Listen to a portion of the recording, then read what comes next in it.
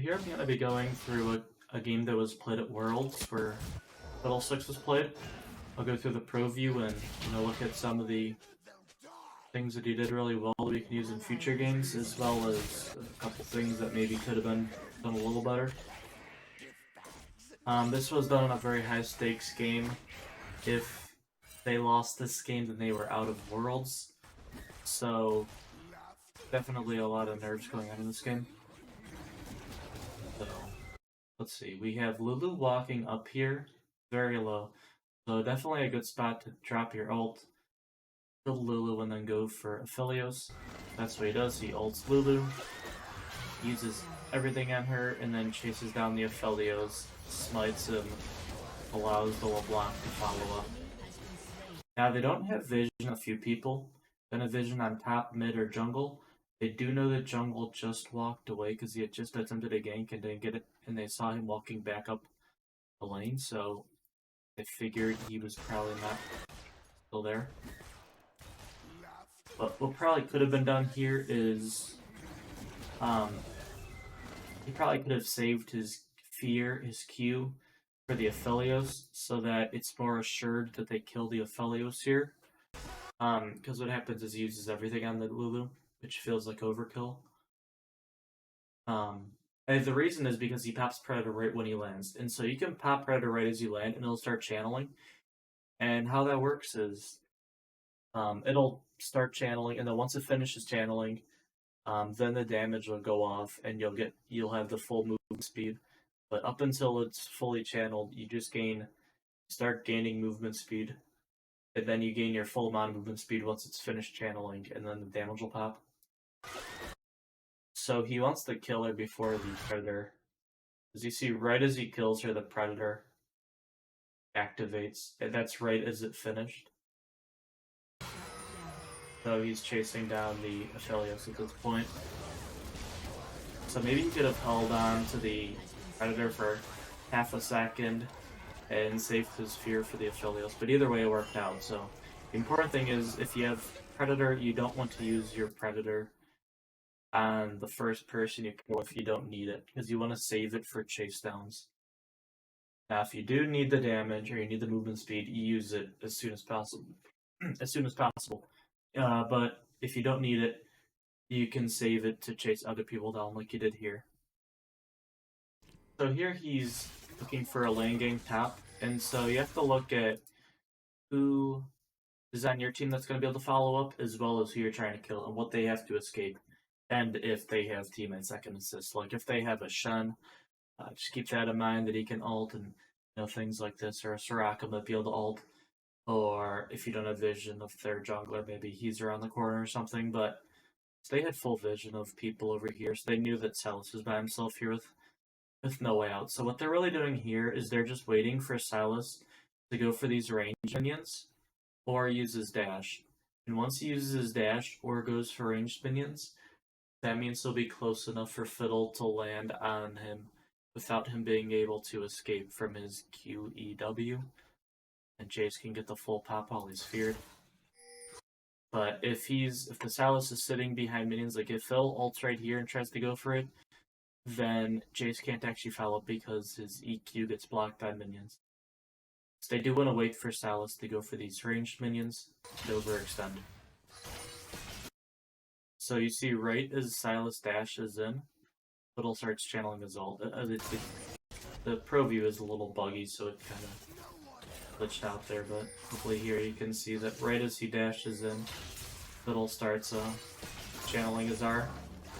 And you can see, very easy kill if you just wait for enemy to overextend in a spot where your teammate and you can follow up. Okay, so in this play, the enemy team is possibly on Baron, possibly baiting. So Fiddlesticks at this point, they have vision up here, you can see, but they don't have vision of the river. So Fiddle doesn't want to face check, he's very squishy. In fact, their whole team is very squishy, so no one can really face check this. Enemy team knows this, and so they could either be waiting in this bush to pick off whoever walks up to ward it, or they're just rushing down Baron. So he has to just get away to see the Baron pit. So what he does is he starts, hugs the wall, and walks up and tries to get. If they didn't all pop out like that, they would have tried to get a ward over the wall here and try to ult in that way instead of, as you can see, if he walked up to try to ward the river, would have just been dead there. But very good. So not playing into their hands, coming down and then looking to ult. So Fiddle generally doesn't want to be grouped with his team. He wants to be off to the side. So this is a very good spot for him to be. And usually in these types of team fights, you want to split off the enemy team. You want to go for their carries if possible, their backline, because they're going to be the ones doing the most damage to your team, and they're going to be the ones easiest to kill for you. So it's like doubly good if you can get onto them, because you're preventing the most damage and you have the highest chance of just killing them. So he tries to burst the Aphelios. He wasn't able to, but the important part is that he gets everyone low enough for him to his team to win the fight 3-2. Kenny got a really good ult off, but the important part here is just usually you're going to want to look for backline like this, and you don't want to be with it. You want to be split off to the side so you get a big ult like this.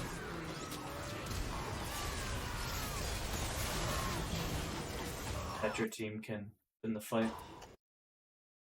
It makes it really hard for the enemy team to play if their backline is split off by a big Fiddlesticks, by a big Crowstorm, So here's going to be the last play that we look at. So Fiddlesticks' team is trying to bait the Baron. And so what they're really looking for here is the turn. So Fiddlesticks, importantly here, isn't standing in the Baron. He's off to the side because if the enemy team comes, you don't want to be in the pit because it's hard to ult out of here because you might get knocked up or you'll be in combat with Baron. You're not going to get the fears off. So if the enemy team comes, you want to be in a good position to be able to get onto the backline or get a multi-person fear with your ult off. And so you can see the wards around him, so he can see that he's not going to get flanked. So this is a very safe position for him to stand. So if your team's trying to bait Baron, which is best for Fiddlesticks, if you're ahead, make sure that you're not actually on the Baron and you're looking for the fight. Like, you want to be in a spot where, you can secure Baron if needed. Like, he has a blast gun up here that he can hit and get into there if they just concede and he just wants to smite it. But you can see the enemy team pushes mid, so his team backs off and goes for the recall. Because what they want to do is they want to find the fight here. It's 40 minutes into the game.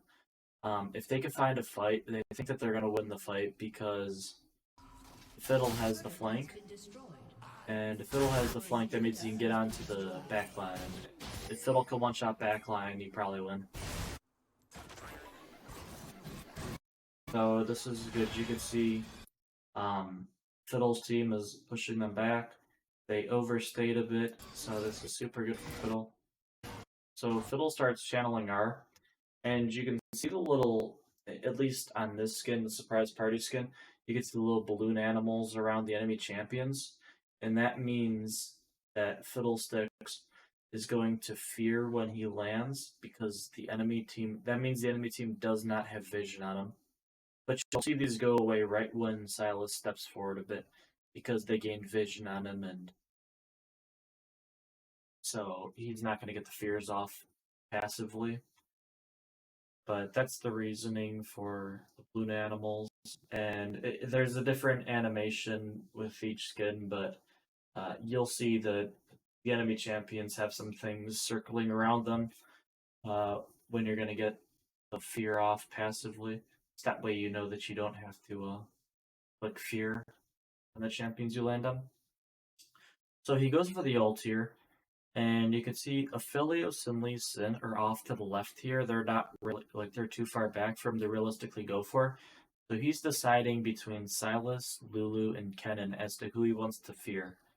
So Silas has Mercury Treads and is